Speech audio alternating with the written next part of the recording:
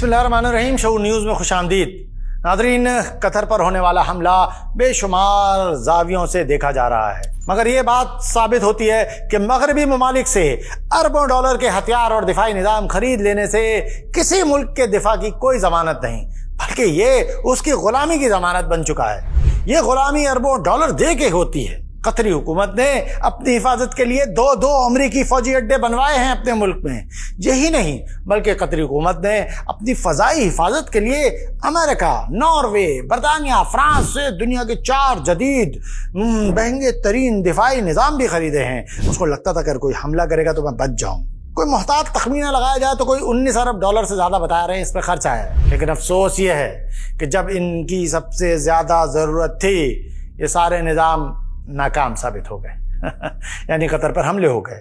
कहा जाता है कि ये तमाम निज़ाम सिर्फ एक बटन के दबाने से बंद हो गए। अब मगरिब के तैयार करदा और बेचे गए हथियार आपकी हिफाजत के लिए इस्तेमाल नहीं हो रहे, बल्कि आपको कमज़ोर करने के लिए ही इस्तेमाल हो रहे हैं। साबित हो रहा है, एक नहीं दसियों मिसालें हैं। और आप खुद सोचें कि आप इन हथियारों से इसराइल या अमेरिका के खिलाफ कैसे कोई बात कर सकते हैं।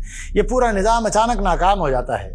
ये वही अमेरिकी सदर ट्रंप है ना, जिसे चंद माह पहले यही कतरी हुक्मरान महंगे महंगे जहाज, हवाई जहाज तोहफे में दे रहे थे। I think it's a great gesture from Qatar. I appreciate it very much. I would never be one to turn down that kind of an offer. I mean, I could be a stupid person and say, no, we don't want a free, very expensive airplane. कोई तकरीबन $1.25 trillion का धंधा कर रहे थे, business. क्या दोस्ती के वादे हो रहे थे, क्या इस्तकबाल था बस। लेकिन जब वक्त आया तो अमेरिका कोई काम ना आया। वो कहता है मैं बताने में देर हो गई। वो कह रहा है कि मुझे खुद नहीं पता था। इसके बावजूद आप देखें 3, 4, 5 दिन गुजरते जाएंगे, आप देखें कि अमेरिका के लिए कतर ने एक लफ्ज नहीं बोला।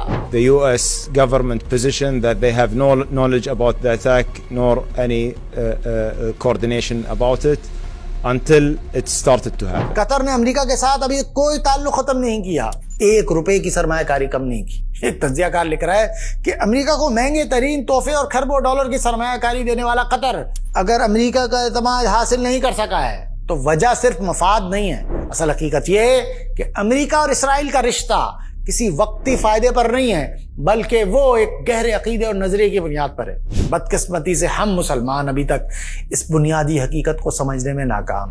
कतर पर होने वाला इसराइली हमला इंसानी तारीख का सबसे बदतरीन हमला है। क्यों? क्योंकि मुआहदे, मुज़ाकरात और सालिस के घर पर तो कभी भी कोई फरीक हमला नहीं करता। सालिस का मकाम ही अलग होता है। कतर ने अरबों डॉलर सरमायाकारी की है अपने आप को डिप्लोमेटिक सालिस बनाने के लिए, मगर अफसोस ये है कि कतर आज भी अमेरिका और इसराइल को अलग अलग करके देख रहा है इसका मतलब यही है कि वो इस हमले के बाद भी किसी के खिलाफ कुछ नहीं करेगा सिवाय ज़बानी जमा खर्च के। 700 दिन से गज्जा के लिए जिस तरह ज़बानी जमा खर्च किया जा रहा है, बिल्कुल यही हाल होगा। तो यह है अमेरिकी हथियारों का असल फायदा। समझ में आई कुछ? इसीलिए हम बार बार इस्लामी निज़ाम ज़िंदगी, इस्लामी निज़ाम हयात और ग़लबा इस्लाम का शऊर बेदार करने की कोशिश कर रहे हैं।